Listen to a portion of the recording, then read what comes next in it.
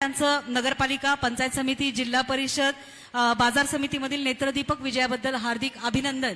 आणि मी Akhil Bharatiya digital media संपादक पत्रकार संघटनेचे अध्यक्ष सन्माननीय राजा मानेसर यांना प्रश्न विचारण्याची विनंती करते। मी राजाभाऊंचं स्वागत यापूर्वीच्या कार्यक्रमात आपण केलेलंच आहे। तर ही आजची ही प्रकट मुलाखत ही बार्शी तालुक्याच्या इतिहासात एक ऐतिहासिक अशी प्रकट मुलाखत ठरावी आणि राजाभाऊंच्या देखील राजकीय जीवनात एक आठवण ठरावी असा आमचा निश्चय आहे। त्यामुळं मी सुरुवात करतो आपल्या बार्शीचे सुपुत्र आणि ABP माझाचे असिस्टंट प्रोड्युसर मयूर गलांडे यालाच मी सांगतो की बाबा तू सुरुवात कर। धन्यवाद साहेब, तुम्ही सांगितल्याप्रमाणे निश्चितच सुरुवात करायला मला आवडेल, आनंद वाटेल। भाऊ, सर्वप्रथम तुमचं खूप खूप अभिनंदन, कारण पराभवानंतर विजय मिळवणं किती कठीण असतं आणि त्या परिस्थितीतून तुम्ही गेलेला आहात। कुठलाही पराभव हा अंतिम नसतो, लढणं आपण कधी फक्त बंद ठेवायचं नसतं, ते सुरू ठेवायचं असतं, हे तुम्ही दाखवून दिलं। त्याच्यामुळेच त्याच्यामुळेच जिल्हा परिषद अध्यक्ष या पदाचे किंगमेकर म्हणून तुम्ही आज सोलापूर जिल्ह्याला परिचित आहात। तर मुलाखतीच्या सुरुवातच मला इथून करायची आहे की आज केंद्रात तुमचं सरकार, राज्यात तुमचं सरकार, सोलापूर जिल्हा परिषद अध्यक्ष तुमचे, बार्शीचे नगराध्यक्ष सुद्धा तुमचे, सभापती सुद्धा तुमचे, पण विधानसभेचे सदस्य आज तुम्ही नाही आहात। मनात किती खंत आहे आणि त्यासाठी दोष कोणाला द्याल? निश्चितपणानं काम करत असताना जय पराजय हा प्रत्येकाच्या जीवनामध्ये असतो। त्यामुळं पराजय जरी झाला तरी मनामध्ये खंत न ठेवता एक सामाजिक कार्यकर्ता म्हणून काम करण्याची माझी नेहमीच भूमिका या तालुक्यामध्ये राहिलेली आहे। आणि ते तसं पाहायला गेलं तर वर्गात मी 4थी पासून मॉनिटर आहे। या आता काय कॉलेज जीवनामध्ये म्हणजे पूर्ण 4थी ते 10वी मॉनिटर, 11वी 12वीला GS, 12वी पास नंतर माझं शिक्षण थांबलं आणि राजकीय जीवनामध्ये आल्यानंतर नगरसेवक, नगराध्यक्ष, बाजार समितीचा संचालक, आमदार, 3 वेळेस नगरपालिका, 5 वेळेस पंचायत समिती आणि हे सगळे माझे सरपंच, सोसायटीचे चेअरमन, पंचायत समिती सदस्य, सभापती, बाजार समिती सदस्य, सभापती, जिल्हा परिषदेचे अध्यक्ष, नगराध्यक्ष ह्यांना मी माझ्यातच बघतो। त्यामुळं पद असो नसो मी एक काम करणारा कार्यकर्ता आहे। मला कधीच या तालुक्यानं पद आहे का नाही हे कधीच जाणवून दिलं नाही, म्हणून मी कधी काम थांबवलेलं पण नाही आणि मला कधी खंत वाटण्याचा प्रश्नच उद्भवत नाही। तुम्ही जरी म्हणत असताल खंत वाटत नाही, पण तुमचे जे कार्यकर्ते आहेत, तुमचे जे आत्ताचे जिल्हा परिषद अध्यक्ष आहेत, जे नगराध्यक्ष आहेत, त्या सर्वांच्या मनामध्ये ती खंत आहे आणि साहजिकच आहे, खंत असणं चुकीचं नाही। त्याच माध्यमातून आता विधान परिषदेची चर्चा खूप जोरात सुरू आहे। जिल्हा परिषद अध्यक्ष तुम्ही खेचलं, आता विधान परिषद पण तितक्याच ताकदीने तुम्ही खेचणार का? कारण सगळ्यांचं लक्ष बार्शी तालुक्याचं तिकडे लागलं। मुळातच भारतीय जनता पार्टी हा पक्ष जागतिक पातळीवरती 1 नंबरचा पक्ष आहे, आपल्या सर्वांनाच माहित आहे। देशभरामध्ये किंवा राज्यभरामध्ये आपण काम करत असताना प्रत्येक कार्यकर्त्यांनी काम करणं गरजेचं आहे। कुठलं पद मिळन किंवा मला हे पद मिळवायचं ह्या अपेक्षेतनं कोणी काम करू नये। नक्कीच आता मला साधं उदाहरण घ्या, गल्लीपासून दिल्लीपर्यंत काम करणारा कार्यकर्ता कुठंच नजरेआड जात नाही। त्याच्यामुळे ज्या ज्या कार्यकर्त्यांनी काम केलं, आता उदाहरण आमचे बाजार समितीचे चेअरमन गरड सर, आमचा दीपक वैद्य, आमच्या तेजस्विनीताई असतील किंवा आमच्या मीनाक्षी रोंगे असतील, त्यांचा मुलगा एक माझा कार्यकर्ता किंवा त्यांचे वडील ज्येष्ठ होते, आमच्या प्रत्येक जडणघडणीत ते असायचे। त्यामुळं ही सदस्य सगळे झालेले किंवा नगरसेवक सगळे हाडाचे कार्यकर्ते आहेत। त्यामुळं कोणी शिफारस करण्याचा विषय नव्हता। ज्यांनी ज्यांनी काम केलं त्यांना बोलवून घेऊन सर्वसामान्य गोरगरिबातल्या कुटुंबातल्या व्यक्तिमत्वाला या ठिकाणी लोकप्रतिनिधी होण्याची संधी मिळाली। त्यामुळं काम करत राहणं हे मी कर्तव्य समजतो। जे पुढचा नशिबाचा भाग असतो तो पुढचा असतो। कारण मी उदाहरण सांगतो, आता माझ्या दीपक वैद्याचं घ्या, कधी वाटत होतं का आमच्या मीनाक्षीताई रोंगे, कतलीताई, हे सगळं काम करत राहणं आपलं काम आहे। शेवटी नशीब ज्या दिवशी असतं त्या दिवशी ती घटना घडते। नाही पण तरी भाऊ कसं विधानसभा निवडणुकीनंतर जे राजाभाऊ म्हणजे पूर्ण बार्शी तालुका पाहताय आणि जिल्हाही पाहतोय. एक वेगळेच राजाभाऊ बार्शीकरांना भेटलेत अशा प्रकारचा अनुभव सर्वसामान्य बार्शीकर घेतोय. तुमचे कार्यकर्ते तर घेतच असतील, परंतु स्वतः राजाभाऊ ह्या बदललेल्या राजाभाऊचा कसा अनुभव घेतात, का त्रास होतो त्याचा? मुळात मी सुरुवातीला सांगतो की मी माझ्या जीवनामध्ये काम करत असताना आपल्या बार्शीचं ग्रामदैवत किंवा मूळ विष्णूचा अवतार भगवंताच्या चरणी नतमस्तक होऊन मी माझ्या जीवनाची सुरुवात करतो. आणि जे आपल्या सर्वांचा आराध्य दैवत आहे राजे छत्रपती शिवराय, ह्यांना नेहमी मी घरातून बाहेर पडताना देवाऱ्यात पूजा केल्यानंतर महाराजांचे पायाचं दर्शन घेतो. आणि लहानपणापासून मी त्यांचं दर्शन घेऊन आणि ह्या आपल्या महान राजांनी केलेलं काम आणि त्यांचं जे व्यक्तिमत्व आहे ते बघून मी जीवनामध्ये या ठिकाणी काम करत आलेलो आहे. त्यामुळं त्यांनी जो संयम ठेवला किंवा प्रत्येक वेळोवेळी कुठल्या वेळी कुठले निर्णय घेतले आपण पुस्तकामध्ये सगळं वाचलं. आणि आणखीनही काही जी थोर व्यक्तिमत्व असलेली मंडळी आहेत, डॉक्टर बाबासाहेब आंबेडकर आहेत, महात्मा ज्योतिराव फुले आहेत, सावित्री माता फुले आहेत, अहिल्या देवी होळकर आहेत, राजमाता जिजाऊ आहेत, ह्या सगळ्या थोर पुरुषांकडे जर पाहिलं तर आपल्याला नक्कीच लक्षात येईल की ह्यांनी किती कष्ट केले आणि ह्यांनी किती संयम. ठीक आहे, माझं काही चुकत होतं, काही गोष्टी मला चिडवल्या जायच्या किंवा माझा सरळ मार्गी स्वभाव आहे, काहीतरी उचकवण्यासारखे माझ्याबद्दल वक्तव्य केले जायचे आणि मग मी थोडा तरकटी स्वभाव असल्यावर रागा द्यायचो. पण मी ओळखलं की माझा कुठंतरी वीक पॉईंट काढला जातो आणि मला भडकवलं जातंय. मी त्या गोष्टीचा विचार केला आणि आदरणीय नरेंद्र मोदी साहेबांकडे पाहिलं आणि खास करून आता देवेंद्र फडणवीस साहेबांकडे. माझं गुरुवर्य छत्रपती शिवराय आहेत, माझे जीवन त्यांना समर्पित आहे सगळं. आपल्या सगळ्यांना माहित आहे की मी त्यांचा एक शिवभक्त आहे. आणि फडणवीस साहेबांकडे पाहिलं की एवढं त्या माणसाबद्दल काय बोललं काय नाही, परंतु त्या माणसाने कुणाबद्दलच काय बोललं नाही. मग एवढं जर मोठं व्यक्तिमत्व शांत बसत असेल, देशाचे पंतप्रधान किंवा राज्याचे मुख्यमंत्री, आपण तर एक साधा कार्यकर्ता आहे, आपण कुठली मनावर गोष्टच घ्यायची नाही, त्यांच्याकडे लक्ष द्यायचं नाही. मी विरोधकाला आता महत्व द्यायचंच बंद करून टाकलंय. मी माझं काम करतो, त्याच्यामुळे नक्की माझा स्वभाव बदलला आणि त्याच्यामुळं पार्टीला सर्वांनाच या ठिकाणी फायदा झाला. भाऊ आत्ताच नाही म्हणजे देवा भाऊंकडं जो संयम आहे आणि तो संयम तुम्ही पाहिला आणि आपण देखील काहीतरी त्या पद्धतीनं वागायला पाहिजे. ही मोठी मंडळी तर वागते, आपण तर त्या तुलनेत लहानच. आणि तो अंगीकार केल्यामुळं विधानसभा निवडणुकीत तुम्हाला यश मिळालं असं वाटतंय का? विधानसभा निवडणुकीत जे सगळे विजयच विजय, म्हणजे तुमचा वारू कुणीही रोखू शकलेलं नाही. तुमची विजयी गोडदौड आजही चालूच आहे, ती कुणीही रोखू शकली नाही. त्याचं कारण हा तुमच्यात आलेला संयम आणि जो तुम्ही देवाभाऊकडून घेतला असं आत्ता तुम्ही म्हणालात, ते कारण आहे का? नाही, नक्कीच कारण आहे. कारण काही नागरिकामध्ये बंधू भगिनीमध्ये असा एक विचार असतो की आम्ही ज्यांना मतदान करणार आहे ते नेतृत्व संयमी असावं, सगळ्यांना सांभाळून घेणं असं. ठीक आहे, माझ्याकडनं मी कबुली दिली की काही गोष्टी मला काही प्रतिस्पर्ध्याने माझ्या स्वभावाप्रमाणे मला डिवचण्याचा प्रयत्न केला. माझ्याकडनं पण काही चुकीची पावलं पडली नाही असं नाही. आणि माणसाने मोठ्या मनानं काही चुका कबूल कराव्या. माझ्याकडनं पण काही वक्तव्य भडक दिली आणि ती भाषणं वगैरे विरोधकांबद्दल जी बोलणं आहेत, आता आमच्या प्रतिस्पर्धीतले तालुक्यातले नेहमी माझ्याबद्दल काहीतरी विनाकारण चिडवाचिडवीचे भाषणं करायची, त्याच्यामुळं मलाही बोलावं लागलं. परंतु मी बोलणं उचित नव्हतं ही माझ्या काही गोष्टी लक्षात आल्यानंतर विधानसभेनंतर मी जी पूर्ण बदल केला माझ्या भाषणामध्ये किंवा बोलण्यामध्ये, त्याचा नक्कीच फायदा आज माझा 6,000 मतांना पराभव झाला. आणि आज जर मताधिक्य पाहिलं तर 57,000च आहे, म्हणजे 10 पट लोकप्रियता वाढली म्हणायला काही हरकत नाही. त्याचं एकमेव कारण आहे की आपण संयमाने वागणंच जनतेला आवडतं.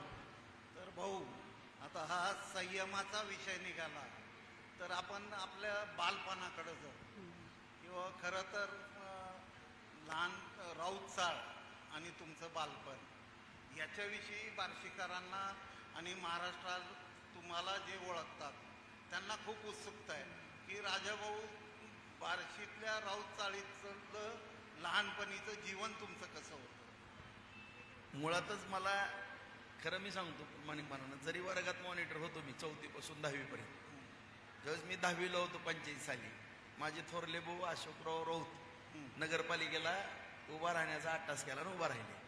त्यावेळेस खरं तर मी, माझे आजोबा, आजी, आई वडील, आम्ही प्रपंचिक माणसं होतो. मला ह्या अशा मोठ्या राजकारणामध्ये नकोसं वाटत होतं की आपण आपला प्रपंच करावा. परंतु माझा भाऊ उभारल्यानंतर ज्या काही घडामोडी घडल्या तसे माझे वडील डाव्या विचारसरणीचे, विठ्ठलराव राऊत, दरणीय पन्नालाल सुराणा, मधु दंडवडे साहेब, सुनानाताई, ही जी सगळी अशी भली भली डाव्या विचारसरणीतली, जॉर्ज फर्नांडिस साहेब, ही सगळी माणसं होती. त्यांच्या सानिध्यात काम केलेले राष्ट्रीय सेवा दलाचे एक प्रमुख नेतृत्व माझे वडील होते. आणि त्यांनी माझी काळजी सातत्याने घ्यायची की नको, जरा शांत बस. मग वडिलांच्या काही गोष्टीमुळे मी थांबायचो आणि थोडं राजकारण नको असं वाटायचं. परंतु माझ्या भावाचा पराभव झाला आणि जी काही चुकीची पद्धत बार्शी तालुक्याच्या राजकारणामध्ये 85लाच मी पाहिली आणि जी काही अन्याय होत होती, ही काय मला काही गोष्टी सहन झाल्या नाही. आणि एकदा वयाच्या 15व्या वर्षीच थेट या राजकारणामध्ये मी लहान होतो, एक आमच्या राऊत चळीवरती भांडण झालं होतं आणि माझ्या वडिलाच्या डोक्यात काठी लागली आणि माझ्या वडिलाच्या डोक्यातनं रक्त आलं. ती गोष्ट मला काही सहन झाली नाही की ज्या जेलमध्ये त्या वडिलाच्या डोक्यातनं रक्त येत असेल काही चुकीच्या नेतृत्वामुळं, आपण ह्याच्यामध्ये थोडं उतरलं पाहिजे. ही मनामध्ये भावना निर्माण झाली आणि वयाच्या 15 वर्षापासून थोडा सक्रिय झालो. सक्रिय झाल्यानंतर 88 साली माझ्यासारख्या 18 वर्षाच्या एका तरुणावरती, माझं तसं वय पण लहान होतं, मला खुनाच्या केसमध्ये अडकवण्याचा प्रयत्न केला. एक पूजा हॉटेलच्या पाठीमागं बेवारस प्रेत पडलं होतं. मला, माझ्या थोरल्या भावाला, चुलत भावाला, मावस भावाला. त्या ठिकाणी आदरणीय PI चव्हाण साहेब म्हणून होते, प्रकाश चव्हाण साहेब, त्यांनी, आणि DYSP पाटील साहेब म्हणून होते. त्या 2 कर्तबगार अधिकाऱ्यांनी मला पुनर्जीवन दिलं. मी त्यांचं अनेकदा उपकार मानलेले आहेत त्या माणसांचं, की त्यांनी इतका योग्य तपास केला 3 दिवस की कुणी निनावी पत्र पाठवलं आणि ह्याच्या मागं कोण लोकप्रतिनिधी आहे त्याचा छडा लावला. आणि आम्हाला, म्हणजे आमचा कुठलाही दोष नाही असं मुक्तता त्या ठिकाणी केली. नाही तर आम्ही जर 88 साली 18व्या वर्षी अडकलो असतो, मी, माझा थोरला भाऊ, चुलत भाऊ, आमचं जीवनच संपलं असतं. 302 सारखा तो गुन्हा होता. आम्ही काही केलं नव्हतं, शेतात फक्त प्रेत पडलं म्हणून. आणि त्यावेळेस जी मी प्रतिज्ञा केली की असं जर माझ्यासारख्या शेतकऱ्याच्या कुटुंबातल्या पोरावरती घडत असेल तर आपण मागं. आणि मला चव्हाण साहेबांनी पण बळ दिलं. मी आज त्यांचं नाव घेईल की तुझ्यात मला काहीतरी पुढचे भविष्य दिसतंय बाळा, तू लढ, मी आहे तुझ्याबरोबर. त्यांनी मला ह्या अन्यायाच्या विरोधात लढण्याकरता चव्हाण साहेब आणि DYSP पाटील साहेब या दोघांनी प्रेरणा दिली. आजही मला त्यांचं अभिमान वाटतो. आणि मी लढत राहिलो आणि त्यांनी सत्तेची बाजू घेतली. आणि बार्शीची गुंडगिरी तुम्हाला माहीतच आहे. मग पांडे चौकात कशी आताडी निघाली, फौजदार बंगल्यामध्ये कशी आताडी निघाली, आणि राऊतचाळ, ह्या राऊतचाळीने एवढा वाईटपणा घेतला. आणि मीही आता काय काय वेळेस बाजी त्यांच्या हातामध्ये जायची की राजकारणात शेवटी सत्ता असल्यानंतर काही अधिकारी सगळेच असे दणकट नसतात, कधीतरी त्यांची मजबुरी असते. आणि त्या काही गोष्टीचा फायदा घेऊन स्थानिक लोकांनी, लोकप्रतिनिधींनी सरकारच्या किंवा सत्तेच्या माध्यमातून मला चिरडण्याचा प्रयत्न केला. आपण सगळेच बार्शीकर जाणता की मला पोलीस स्टेशनला नेऊन रिंगण करून मारणं, अंगाला गुळमेपर्यंत मारहाण करणं. जसं जसं मला त्रास होईल तसा तसा मी पेटून उठलो. 90च्या निवडणुकीमध्ये किसनआबांच्या सक्रिय भाग घेतला. 95ला आदरणीय प्रभाताई झाडबुके होते, त्यांच्या तर ह्याच्यात मी एक फेमसच झालो माझ्या वयाच्या 25व्या वर्षी. आणि आता हे 18 नंतरचं जे तुमचं जीवन आहे, संघर्ष बार्शीकरांनी बघितला, हे सगळं खरं आहे. पण शाळेत असताना तुम्ही मॉनिटर होता, मग शाळेत असताना तुम्हाला काय व्हावं वाटायचं? नाही, मला एक कसं आहे, राऊत चाळीत किंवा त्या एकंदरीत कल्चर, मी सुद्धा थोडं, किंवा राऊत चाळीत लहानाचा मोठा होणारा मुलगा, किंवा मी लोकमान्य मिलमध्ये जॉबर होणार, त्या पद्धतीनं त्या वयात तुमच्या मनात काय चाललेलं असायचं शाळेत असताना? शाळेत तुम्ही मॉनिटर असाल, पण राऊत चाळीतला एका प्रतिष्ठित राऊत परिवाराचा डॅशिंग मुलगा म्हणून तुमच्या मनात काहीतरी चाललेलं असेल ना, की मी पुढं चालून शिक्षक होईल, पुढं चालून मी व्यवसाय कर, असं शाळेत असताना तुमच्या मनात तुमचं स्वप्न स्वतःबद्दल काय हो? नाही, मला तसं माझे आजोबा सोपन राऊत आणि माझी आजी, माझे चुलते जे होते बाळ राऊत, त्यांना त्यांनी PSI केलं होतं. परत ते इन्स्पेक्टर झाले आणि DYSP होऊन रिटायर झाले. त्यांची फार भावना होती की मी इन्स्पेक्टर व्हावं आणि पोलीस दलामध्ये जावं. परत आम्ही कॉलेजच्या जीवनामध्ये थोडं आलं की आम्ही सैनिक भरती व्हावं असं आम्हाला, मी पिंटू बारंगुळे, संजू नवले, जयसिंग परदेश, आम्ही पिंटू बारंगुळेचे वडील सुभेदार होते. आम्हाला असं वाटलं की आम्ही सैनिकामध्ये भरती व्हावं, अशा मनामध्ये विविध हे आहे. परंतु ते नियतीला मान्य नव्हतं की बार्शीत गरज होती ती. मला राजकारणामध्ये 90 साली आपल्याला आठवत असेल की भोसले चौकामध्ये फार मोठं भांडण झालं आणि त्याच्यामध्ये मी जखमी झालो. मी 7 दिवस हॉस्पिटलला ऍडमिट होतो आणि तिथून मग मला पाठीमागं कधी फिरताच आलं नाही. आणि ठरवलं त्यावेळेस की मला आठवतं की आंदळकर, भाऊसाहेब आंदळकर साहेबांचे सख्खे मेवणी राजेभाऊ रसाळे, ते सुद्धा मला म्हणत होते की राजेभाऊ कुठं तर शांत व्हायला पाहिजे किसन आबा पडल्यानंतर. मी राजेभाऊला पूजा हॉटेलच्या पुढं आपलं आदित्य हॉटेल होतं त्याच्या पुढे एकदा आमची भेट झाली होती. ते म्हणत होते काहीतर थोडं शांत घ्या कुठंतरी, कारण 91ला मी फार फॉर्मात आलो होतो वयाच्या किशोरची, थोडं राजेभाऊ. पण मी त्यांना सांगितलं होतं की राजेभाऊ तुम्ही काळजी करू नका, ह्या लोकप्रतिनिधीला पाडन तर मीच पाडन. आणि हा जो चाललेला बार्शीमध्ये काय उद्रेक आहे ह्याला थांबवणं, कुणीतरी पुढे येणं गरजेचं आहे. आणि ती जी अशी एंट्री टाकली मी मागं वळून पाहिलंच नाही परत. राजाभाऊ, तुमच्या व्यक्तिमत्वाबद्दल आम्हाला जी उत्सुकता आहे ना, ती त्याचं मुख्य कारण काय आहे माहिती आहे का? ज्या वयात माणूस सिनेमाची आवड निर्माण होती, किंवा मी कॉलेज बुडून सिनेमाला गेलो, मी कॉलेज बुडून मित्रासोबत पिक्चरला गेलो, त्या वयात तुम्ही संघर्ष करत होते. त्या वयात तुमचं काही ना काही, म्हणजे जसं तुमच्या वडिलांच्या डोक्याला झालेली जखम ही तुमच्या हृदयाला झाली, त्या पद्धतीनं त्या वयात शाळेत असताना बार्शी कॉलेजला किंवा टेक्निकलला जात असताना तुम्हाला कुठल्या खेळाची आवड होती का, सिनेमाची आवड होती का, वाचनाची आवड होती का, की फक्त मित्र गोळा करणे याची आवड होती तुम्हाला? मुळातच मला खेळाची आवड होती. मी तालमीमध्ये पण जायचो, व्यायाम वगैरे, कुस्त्या कधी खेळलो नाही मी फडावर वगैरे, परंतु शिवाजी आखाड्याच्या तालमीमध्ये आम्ही पहिल्यापासून त्या ठिकाणी जायचो, व्यायाम वगैरे चांगला करायचो. आणि शेतामध्ये पण आपण पाहिलेलं आहे सर्वांनी की मी शेतामध्ये पण काम करत होतो, रात्रभर मी दारी पण धरत होतो, भाजीपाला, दूध विकणं ही मी माझ्या आजोबाला, आजीला, आई वडिलांना फार मदत करत असायचो. कारण मला माहित होतं की आपण कष्ट केलं तरच पुढं आपल्याला भविष्य आहे. मी कामाला कधीच मागं हटलो नाही.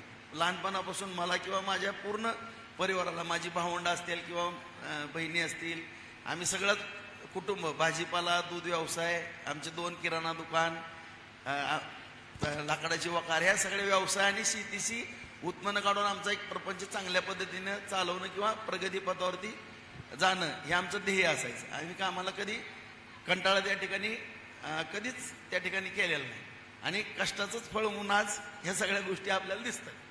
नाही, आता घरात डाव्या विचारसरणीचं म्हणजे वातावरण, एक कष्टकरी कुटुंब, डाव्या विचारसरणीचं वातावरण, आणि राजाभाऊचा प्रवास मात्र ते शिवसैनिक होते, ते काँग्रेसवाले होते, ते कुठल्या पक्षात नव्हते, हा प्रश्न कुणालाही पडू शकतो. परंतु राजाभाऊ या सगळ्या प्रवासात तुम्हाला शिवसेनेत, म्हणजे पूर्वीच्या शिवसेनेत तुम्हाला आवडलेला नेता कुठला? हिंदू हृदय सम्राट बाळासाहेब ठाकरे यांचं कणकर भूमिका, की ज्यावेळेस मी नगराध्यक्षाचा विषय आला होता, नगरपालिका आली 96ला, मी नगरसेवक पण झालो. सुरुवातीला वयाच्या ताई म्हणल्या 23-26व्या वर्षी नगरसेवक झालो होतो. आणि त्यावेळेस आमचं शहर सुधार आघाडी आणि शिवसेना असं एक समीकरण झालं. त्यामध्ये सरलाताई कांबळेंना पहिल्या वर्षी नगराध्यक्ष, दुसऱ्या वर्षी बारबोलेला, आणि त्यानंतर मी असं ठरलेलं होतं.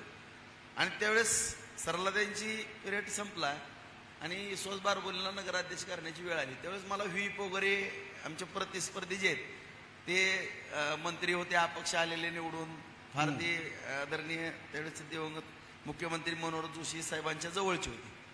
आणि त्या काळामध्ये त्यांनी व्हीप वगैरे आणून आपल्या सगळ्या बार्शीकरांना पाहिलं की मला प्रचंड प्रेशर आणलं की तुम्ही नगराध्यक्ष व्हा, तुम्ही एखाद्या महामंडळाचं उपाध्यक्ष व्हा, परंतु ह्यांच्याबरोबर जुळवून घ्या. मी कुठली तडजोड केली नाही, कारण मी ज्या उद्देशानं राजकारणामध्ये आलो होतो की ज्या अन्यायाच्या विरोधात लढायचं, त्यांच्याबरोबर काम करणं ही माझी मानसिकता नव्हती. आणि ते ओहिप वगैरे डावलला, ह्या सगळ्या गोष्टी पाहिल्या.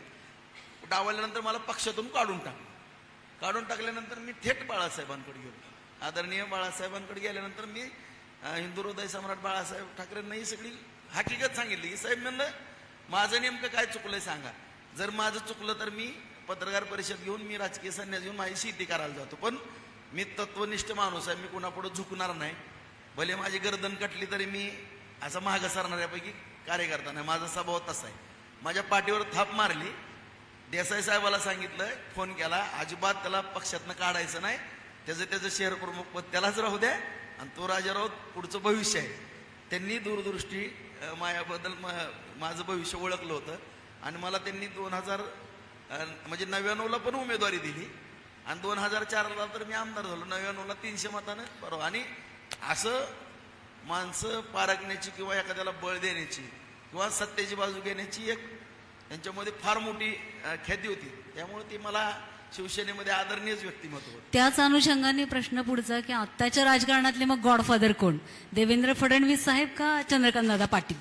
नाही, मुळात कसं आहे की आदरणीय दादांनी पण मला फडणवीस साहेबांचे तसे 2004 पासून माझे संबंध आहे. आम्ही साधारण एकाच वयातले. 4 साली देवेंद्र फडणवीस साहेब आमदार होते, मी आमदार होतो. आम्ही त्यावेळेस संभाजी पाटील निलंगेकर साहेब, आम्ही देवेंद्र फडणवीस साहेबांना फार जवळून बघायचो की अत्यंत हुशार व्यक्तिमत्व आणि त्यांनी त्यांच्या व्यक्तिमत्वावरती, अभ्यासावरती एवढं पुढं येत गेले. मला आठवतं की नागपूरला मी त्यांचं एक विलासराव देशमुख साहेब मुख्यमंत्री होते आणि साहेब एक हुशार व्यक्तिमत्व होते. एका ULCच्या नागपूरच्या एका 40 एकर जमिनीच्या बाबतीमध्ये प्रश्न देवेंद्र फडणवीस साहेबांनी उपस्थित केला होता आणि विलासराव देशमुख साहेबांची त्यांची दोघांची जुगलबंदी. शेवटी आदरणीय विलासराव देशमुख साहेबांनी त्यांचं कौतुक केलं होतं की मी पाहत होतो की ही व्यक्ती फार वेगळी आहे आणि ह्यांच्याबरोबर मला काम करण्याची संधी मिळावी, परंतु ते भारतीय जनता पार्टीमध्ये काम करत होते आणि मुळात ही जागा जी होती ती वाटपामध्ये शिवसेनेला होती. मी आदरणीय मुंडे साहेबांच्या माध्यमातून सुद्धा भारतीय जनता पार्टीमध्ये काम करण्याचा प्रयत्न करत होतो, पण ही जागा सुटत नसायची. मला मुंडे साहेब पण म्हणले होते की राजाभाऊ तुम्ही चांगले कार्यकर्ते आहेत, तुम्ही तिथंच थांबा. आणि आपल्याला पण माहित असेल की भूमच्या सभेमध्ये सुद्धा आदरणीय मुंडे साहेबांनी तसं सांगितलं होतं की राजा शेवटी आपलाच आहे, तिकडून असू द्या का असू द्या, ते बरोबर असला तर आपला खासदार निवडून येतोय. त्यामुळं भारतीय जनता पार्टीमध्ये आणि देवेंद्र फडणवीस साहेब एक हुशार व्यक्तिमत्व असल्यामुळं मला त्यांच्याबरोबर काम करण्याची इच्छा असायची. आणि योगायोगानं दादांचं आणि बार्शीकरांचं त्या पदवीधर मतदारसंघामुळे चांगले संबंध होते. दादांनी मला हेरलं आणि मला बरोबर पकडलं आणि देवेंद्र फडणवीस साहेबांच्या बरोबर काम करण्याची संधी दिली. आणि दादा आणखीनही मला सारखं म्हणतात की देवेंद्र फडणवीस साहेबांच्या मार्गदर्शनाखाली त्यांच्या संपर्कात राहूनच काम कर. त्यामुळं शेवटी देवेंद्र फडणवीस साहेब हे सगळ्याला सांभाळून घेणारं नेतृत्व आहे आणि सातत्यानं आपण पाहताय कधीही फोन केला रात्री अपरात्री तरी धावून येणारं नेतृत्व आहे. त्यामुळं सगळे त्यांना गॉडफादर मानतात, भारतीय जनता पार्टी, अख्खा महाराष्ट्र आणि भविष्यात ते देश पातळीवरती सुद्धा काम करणारं नेतृत्व आहे. तुमचा आक्रमकपणा किंवा मॉनिटर, आता तुम्ही सांगितलं तसं लहानपणापासून मॉनिटर होतात, तो आक्रमकपणा तुम्हाला राजकारणात कामी आला, अगदी बरोबर आहे. आमदारकी जरी गेली तर नगरपालिकेपासून सगळ्या सत्ता जिंकत आला. नगरपालिकेच्या निवडणुकीमध्ये अत्यंत जिव्हाळ्याचा महिलांसाठीचा प्रश्न होता. समोर सुद्धा काही महिला आहेत, बघतायत आपल्याला, तर तो पाणी प्रश्न होता. पाणी प्रश्नाच्या मुद्द्यावरती फार हात घातला गेला. तर एप्रिलमध्ये पाणी पुरवठा सुरळीत होणार आहे असं तुम्ही जाहीर सभेतून सुद्धा सांगितलेलं आहे, आतापर्यंतही सांगत आहात. कुठपर्यंत आलाय तो टप्पा? मुळातच एकाच वेळेस एवढं अनुदान मिळणं किंवा 296 कोटीची योजना आपल्याला मंजूर होणं, आपण भाग्यवान आहोत. आणि नंतरही आणखीन 100 कोटी रुपये त्याच्यामध्ये वाढ झालेले, तेही पैसे आपल्याला मिळतील आता पुढच्या एक 10-15 दिवसांमध्ये. परंतु आता 22 किलोमीटरच्या पाईपलाईनमधून आपण पाणी घ्यायला सुरुवात केलेली आहे आणि जवळपास एक 60-65% काम पूर्ण झालेलं आहे. परंतु जो पिंपळनेरचा वगैरे पट्टा आहे त्या ठिकाणी रस्त्याची रुंदी कमी आहे आणि आपला 4 लेनचा जो मार्ग आपला मंजुरीच्या प्रक्रियेमध्ये आहे, अंतिम टप्प्यामध्ये आलेला आहे की तो येडशी ते टेंभुर्णीपर्यंत आहे. आणि तो पिंपळणारचा जो पोर्शन आहे की साधारण माझ्या माहितीप्रमाणे 15 किलोमीटरच्या आसपास असेल, त्याचं जुन्या काळामध्ये भूसंपादन झालेलं नाही, त्याची रुंदी एक कमी. जर आता आपण पाईपलाईन करायला काहीच अडचण नाही. आता आपण आपलं जर पाईपलाईन पूर्ण केली तर आता आपण पाणी महिन्यामध्ये सुद्धा आणू शकतो, डे नाईट जर मशिनरी लावली तर. परंतु ती पाईपलाईन जर झाली तर ती सेंटरमध्ये येईल. आणि आता 4 लेन आपला मंजूर होतोय 1200 कोटीचा, त्याच्यामध्ये 250 कोटी रुपये जवळपास भूसंपादनाची किंमत आहे. आणि जर मधून जर आपण पाईपलाईन घेतली आपली तर उद्या कॉन्क्रीटचा रस्ता होणार आहे 4 लेनचा, तर तो फोडणं कठीण आहे. कधी जर पाईपलाईनला काय अडचण आली तर तो धोक्याचा होईल. त्याच्यामुळं मी मध्यंतरीच पत्रकार परिषद घेऊन थोडं सगळ्यांनाच विनंती केली की थोडा आणखीन एक वर्षभराचा वेळ त्याला लागणार आहे. कारण आता माहिती आहे की समोर असे घटना घडणार आहे आणि जर चूक केली तर ती 25 वर्षाची फार मोठी चूक ठरणार आहे. ती निदर्शनाच गोष्ट आल्यामुळे मी थांबलो आणि 4 लेनच्या बाबतीमध्ये युद्ध पातळीवरती पाठपुरावा आहे. पुढच्या 15 दिवसामध्येच मी माननीय गडकरी साहेबांकडे जाऊन फडणवीस साहेबांच्या शिफारशीनं तो 4 लेनचा प्रश्न मार्गी लावतो. नगरपालिकेच्याच माध्यमातून दुसरा एक प्रश्न की लखपती योजना किंवा मुख्यमंत्री लाडकी बहीण योजना अशा किंवा सुकन्या योजना अशा महिलांसाठी बऱ्याच योजना सरकारने काढलेल्या आहेत. त्यांचा उद्देश असा आहे की महिला उद्योजक बनाव्यात. परंतु बार्शी सारख्या ठिकाणी जर पाहिलं तर नगरपालिकेच्या गाळ्यांची दुरावस्था आहे. त्यानंतर नगरपालिकेचे गाळे पडून आहेत, ते दिले जात नाहीत. आणि महिलांसाठी असं काही स्वतंत्र व्यापार संकुल असावं यासाठी तुमचं काही नियोजन आहे का आणि असावं अशी आमच्या एक महिला प्रतिनिधी म्हणून विनंती आहे. आपल्याला माहित आहे की नगरपालिकेच्या निवडणुकीमध्ये सुद्धा आणि याच्या अगोदरही आदरणीय त्यावेळेचे उपमुख्यमंत्री आदरणीय अजितदादा साहेबांकडे मी ही गोष्ट मागणी केली होती की राज्यामध्ये ज्या ज्या ठिकाणी नगरपालिका आहेत त्या ठिकाणी जे शॉपिंग सेंटर बांधले जातात त्या ठिकाणी महिला बचत गटाला 10% रिझर्वेशन असावं की जेणेकरून फक्त डिपॉझिट घेऊन त्याला एक नाममात्र 500,000 रुपये भाडं असावं अशी मागणी केली होती. परंतु ती दुर्दैवानं थोडी राहून गेली. परंतु आपण आपल्या बार्शी नगरपालिकेच्या माध्यमातून आता आपण छत्रपती शिवरायांचा जो अश्वरोड पुतळा आहे त्याच्या पाठीमागं डॉक्टर बाबासाहेब आंबेडकरांचं नावाचं आपलं शॉपिंग सेंटर आहे, रजिस्टर ऑफिस पण आहे. त्या लाईनला आपण 30 गाळे करतोय आणि सुरुवातीलाच 30च्या 30 गाळे कुठलंही 1 रुपयाचं डिपॉझिट न घेता माझ्या या महिला बचत गट जे मेरिटवरती आहेत त्यांना मोफत फक्त एक नॉमिनल 500 रुपये कुठंतरी भाडं असावं ह्या धर्तीवरती विना डिपॉझिट देण्याचा निर्णय घेतलेला आहे. आणि अशा जवळपास एक बार्शी शहरामध्ये 5 ते 6 साईट आहेत, त्या ठिकाणी त्यांना कुठलंही डिपॉझिट न घेता त्यांनी बनवलेला जो प्रक्रिया केलेला माल आहे किंवा बनवलेला माल आहे महिला बचत गट त्यांना विक्री करता आपण बाजारपेठ उपलब्ध करू. भाऊ, विषय प्रश्नांवर आला पण मला अजून तुम्हाला पाठीमागे घेऊन जायचं आहे. 2004चा तुम्ही आता उल्लेख केला की देवा भाऊ त्यावेळेस आले आणि तुम्ही पण 2004 मध्ये म्हणजे मी ऐकलं होतं असंच बार्शीमध्ये ऐकलं होतं की 2004ला तुम्ही जेव्हा पहिल्यांदा आमदार झाला ते कौलारू घर तुमचं राऊचाईतलं छोटं घर, नारळाचं झाड, ज्यावेळेस तुम्ही आतमध्ये आमदार म्हणून गेला तर त्यावेळेस पाटावर तुम्हाला ओवाळलं होतं, पाटावर बसून तुम्हाला ओवाळलं होतं, औक्षण केलं होतं तुमचं. तो किस्सा काय होता आणि त्यावेळेस ज्यावेळेस पहिल्यांदा आमदार झाले त्यावेळेसचा तो आनंद क्षण किंवा ते वातावरण काय होतं तुमच्या घरातलं? नक्कीच आता कुठलंही एवढं तालुक्याचं मोठं पद मिळाल्यानंतर आनंद हा असतोच. आणि मुळातच त्या काळातली 25-30 वर्षाची परिस्थिती होती ती मीच नाही सगळ्यांचीच परिस्थिती अशी होती की आपण अत्यंत प्रतिकूल अशा परिस्थितीमध्ये सगळेजण जीवन जगत होतो.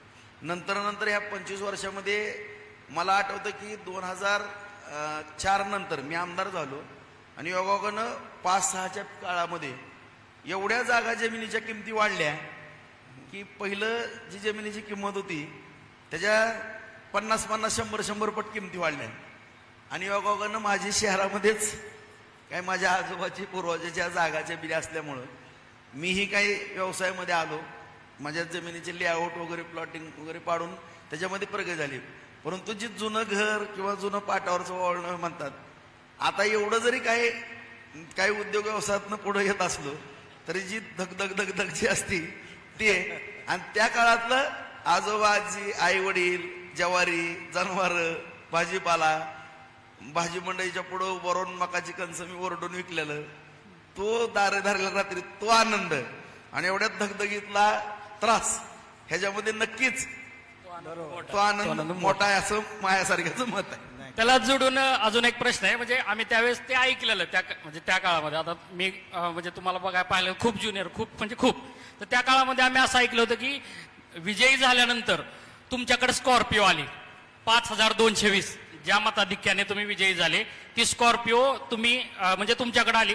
तर त्या स्कॉर्पिओ संदर्भात बऱ्याच अफवा होत्या, इकडून आली, ह्यांनी दिली, त्यांनी दिली. नेमकी ती स्कॉर्पिओ कशी आली, तुम्ही घेतली, काय त्या स्कॉर्पिओ मागचं कारण, म्हणजे रहस्य काय त्या स्कॉर्पिओ?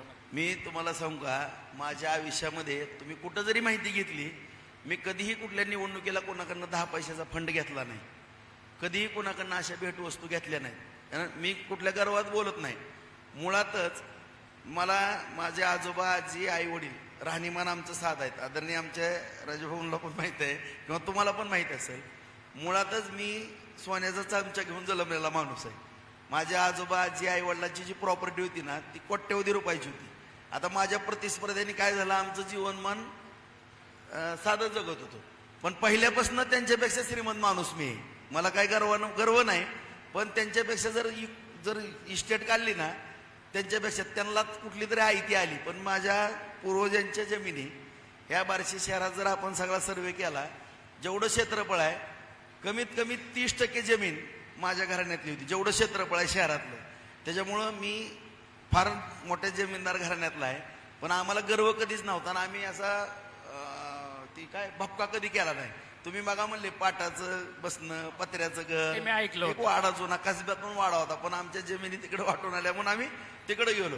मी गर्वात बोलत नाही, परंतु माझ्याबद्दल असं वाप उठवली परत, त्याचा खुलासा करणं गरजेचं आहे मला, की ह्या जोड कुठून आलं आणि काय आलं. आमचं कष्टाचंच आहे. मी आता सांगितलं की निवडणुकीत अख्ख्या तालुक्यात तुम्ही फिरा, कुणालाही कधी 10 पैसे मागितलेत का बघा, किंवा कुणाकडनं काय भानगडी केल्यात का हे पण तपासा.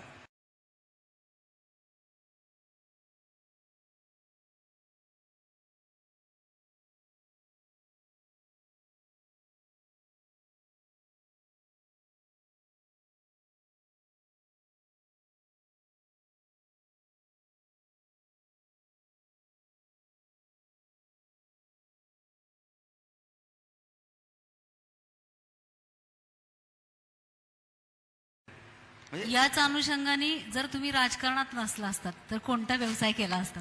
नाही, नक्कीच एक मी मगा सांगितलं की म्हणजे मगाशी जसं म्हणालात सीआयडी झालो असतो किंवा सैनिक झालो असतो, नक्कीच गुंडगिरी ते चालली नसती, सीआयडी झाला असतात तर, दहशतवाद संपला असता जर तुम्ही सैनिक झाला असतात तर. पण राजकारण सोडून कोणता व्यवसाय केला असता? नाही, आता शेवटी कसं आहे, इच्छा जरी असली तरी आता तुम्ही पत्रकार कसे झाला, तुमच्या नशिबात पत्रकार आहे. हे ज्याच्या त्याच्या आता शेवटी भगवंतानी ज्याच्या नशिबात जे टाकलंय त्याच्या व्यतिरिक्त काहीच होत नसतं, ह्या मताचा मी आहे. त्याच्यामुळे मी किती जरी इच्छा व्यक्त केली, काय काय वेळेस तर असं वाटलं की आपण कुठं तर थांबून विश्रांती घेऊ बाबा, काही लोकांना काय मंडळींना आपलं आवडत नसेल तर, पण ते नियतीला मान्यच नव्हतं. मला ऑटोमॅटिकली ह्याच्यातमध्येच ह्या प्रवाहात सातत्यानं यावंच लागलं सगळ्यांच्या मदती करताना. हे काही शेवटी नशिबाचा भागायला कोणीच काय करू शकत. बर भाऊ, आता सगळ्या निवडणुका जवळजवळ संपलेल्या आहेत. 3.5 वर्ष हे निवांत आहेत. या 3.5 वर्षात तुमच्या डोक्यात बार्शीत काय बदल करण्याचे प्लॅन आहेत? आता निवडणुका तर नाहीत की बाबा मतं मागायला जायचंय किंवा अशातला भाग नाही.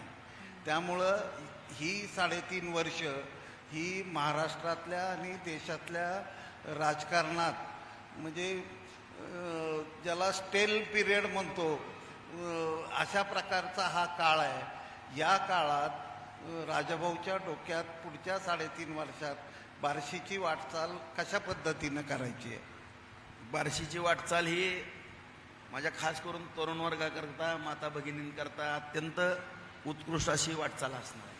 कारण आपण पाहिलं की मग ताईंनी सांगितलं की 4,000 कोटी, जवळपास आपण 5,000 कोटी रुपयाची कामं या ठिकाणी आणली. त्यामध्ये आपल्या शेतकरी बांधवांना पण काय अनुदान होतं, घरकुल असतील किंवा रस्ते, गटारी, दिवाबत्ती, जलजीवन मिशन आहे, उपसा सिंचन आहे, साठवण तलाव आहेत, केटीवेर आहेत, बंधारे आहेत. ही जे सगळं आपण स्ट्रक्चर जे उभा केलेलं आहे त्याचा आज आपल्याला फायदा होताना दिसतोय. आता जे पाझर तलावाचं साठवण तलावामध्ये रूपांतर केलेलं आहे, तिप्पट, चौपट, 5पट क्षेत्र दिसतंय. तर उपसा सिंचनचं पाणी आता सुरू झालंय आपल्या बार्शीत, आता येतंय पाणी, आता वाहतंयच. आपलं उपळाई भागामध्ये आहे, वांगरवाडीला आहे, बोईंचं श्रीपत पिंपरीगड तळी भरलेले आहेत, आपलं राऊत तलाव गणेश तलाव भरतोय, आपली बांधारे पण भरतोय आणि सगळ्या परिसरामध्ये पाणी. त्याच्यामुळं एक आपल्याला एक बॅकग्राऊंड तयार झालेलं आहे सगळंच, की आता आपण उजनी डॅमच्या कडेला नाही किंवा एखाद्या मोठ्या धरणाच्या कडेला नाही. आता आपल्या इकडं नशिबानं तशी परिस्थिती बरी आहे. आपल्याला हिंगणी, जवळगाव, ढाळे पिंपळगाव, बाबळगाव आणि आणखीन छोटे मोठे MI टँक आहेत आपले. तर माझ्या डोक्यामध्ये असा विचार आला की आपण केळीमध्ये जर उतरलो, मी कंधारला मध्यंतरी जाऊन आलो, आपण केळीमध्ये जर उतरलो तर एवढी पाण्याची आपल्याला कमतरता भासेल. ऊसाचं क्षेत्र जर आपलं वाढ करायची म्हणलं तर आपण पाहतोय की 30-35 टनाच्या 40 टनाच्या वरती आपलं उत्पन्न निघत नाही. मग ह्याच्यामध्ये आपण काय करणं गरजेचं आहे की ह्याच्यामध्ये आपल्या बार्शी तालुक्याला जे भौगोलिकदृष्ट्या पूरक वातावरण आहे.